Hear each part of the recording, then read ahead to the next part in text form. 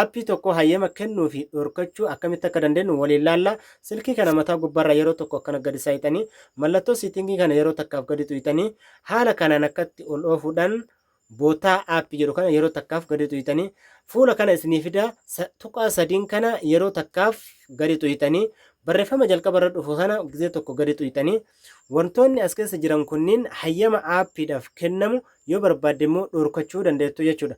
As keessaa waan tokko fakkeenya fudhachuu dandeenya. Kaameraa yoo fakkeenya kan fudhannu taate aappileen kaameraa fayyadaman kam akka ta'ee fi aappileen kaameraa hayyama kaameraa dhorkaman kam akka ta'e as keessatti ilaaluu dandeenya.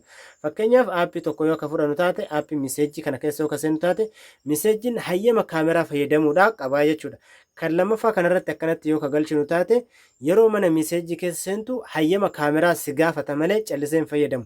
Isa sadaffaa kanarratti yoo ka tuqxu taate hayyama kaameraa fayyadamuu aappii miseejiidhaa orgatteetiin hin jirtaa jechuudha.